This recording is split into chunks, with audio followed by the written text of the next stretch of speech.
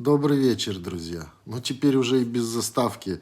Я вам хочу сказать огромное спасибо за доверие, за эти комментарии, за то количество лайков. 30 минут, 2000 лайков, 1,5 часа уже 50 тысяч просмотров. Видео, которое выходит не в прайм-тайм, в обед. Я вам пообещал записать второе видео.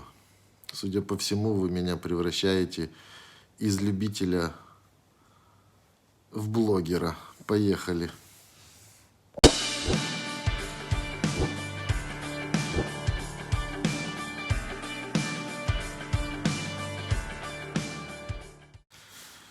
Друзья, я вам в обед пообещал, что будет юмористическое видео.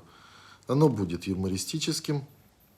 Но сначала я хотел бы одно коротенькое видео с вами посмотреть и сделать главный вывод, что не понимает пропаганда, и обсудить его.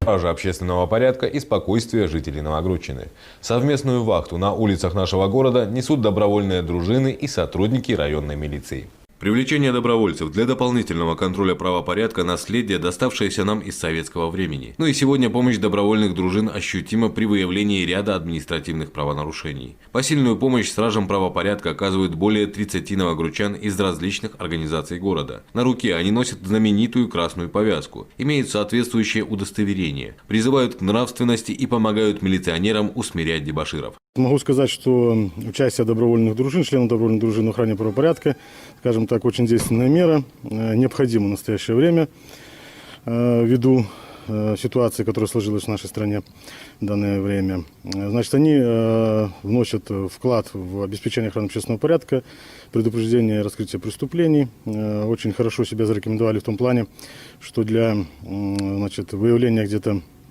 доказательственной базы, для доказывания потом виновности лиц в суде очень хорошо зарекомендовали себя показания именно членов добровольных дружин, потому что они не являются сотрудниками милиции, выполняют на основании свои обязанности, на основании установленного порядка, скажем так. Друзья, вы услышали весь этот пипец? Они набирают дружинников. Ладно, что они тут рассказывают Советский Союз и тролливали. Самая концовка этого видео. Дружинники им нужны для того, чтобы давать показания и подписывать против протестующих. Сейчас же как в Беларуси идут все суды. Их дают люди в масках. Ни фамилии, никто. Пришел в маске, сказал, я видел, что он коктейль Молотова бросил.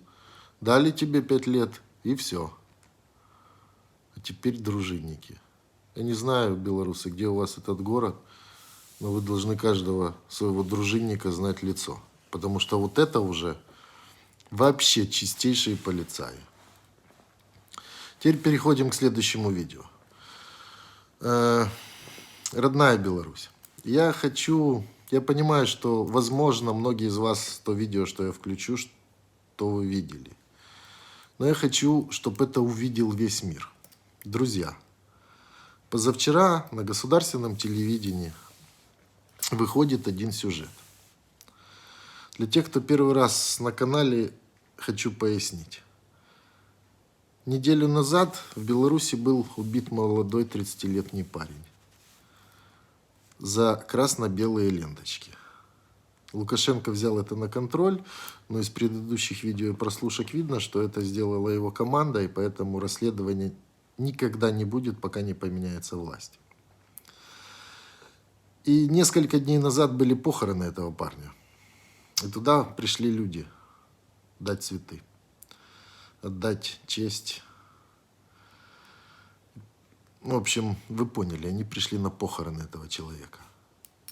Вечером госпропаганда выдает следующий эфир.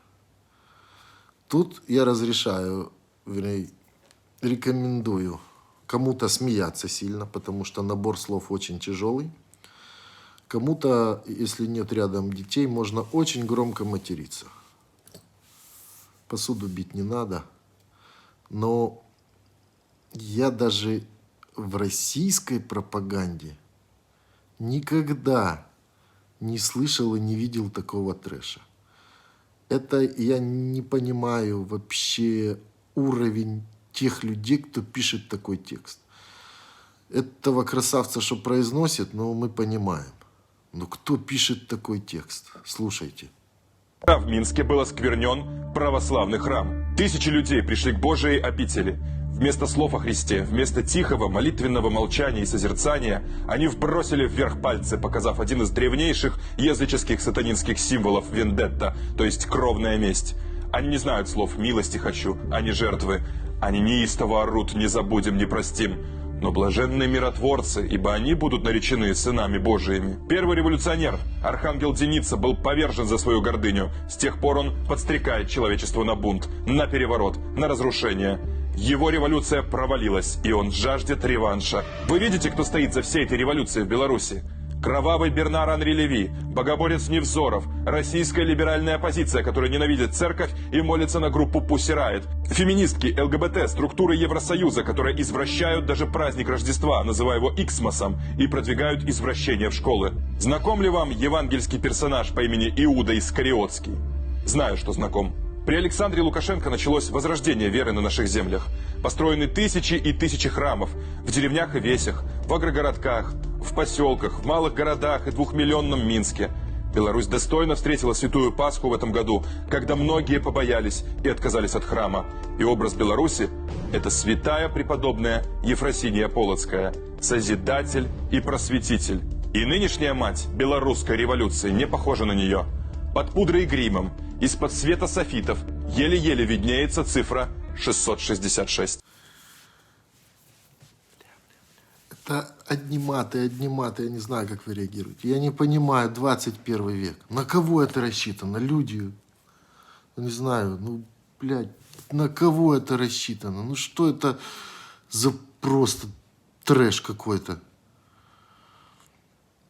Я не знаю, у меня мурашки пошли. Я вот 3-й раз посмотрел, но у меня пиздец просто.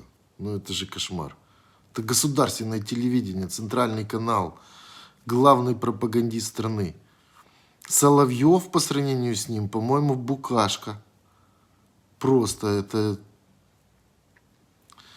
Теперь я, как и обещал, хочу, чтобы вы улыбнулись.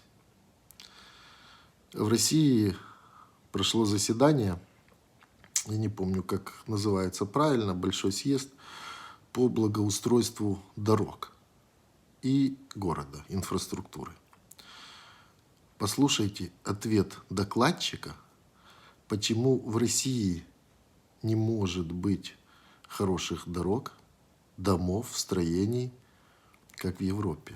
Вот здесь можно хохотать. А вот там пример перекрестка в Стокгольме. А в Стокгольме, например, разрешены однополые браки, а у нас нет. А вы думаете, это связано? А вы думаете, это не связано? Общая атмосфера демократизации страны, вы хотите предложить вот это сейчас? А смотрите, а Голландия вот там была, а в Голландии марихуану курят. А вы думаете, это не связано? И многие вещи для того, чтобы имплементировать нам, нужно не просто прийти, сфотографировать, увидеть и сказать, делайте так. Нужно пожить и прийти к пониманию того, почему у них так. У нас сейчас нет ответа, связано с однополыми браками, с курением марихуаны. Вот такие остановки, да, автобусы. Друзья, вы услышали, почему в Стокгольме перекресток гораздо круче? Потому что там разрешены однополые браки. А в Амстердаме круче дороги, потому что там в кофешопах разрешено курить марихуану. И вот пока этого не будет в России, мы не сможем, говорит, создать отличные перекрестки и классные дороги по всей стране. Вот такой короткий выпуск. Вы просили, что смог, сделал. Если мы на одной волне, подписываемся. Живе Беларусь! Слава Украине!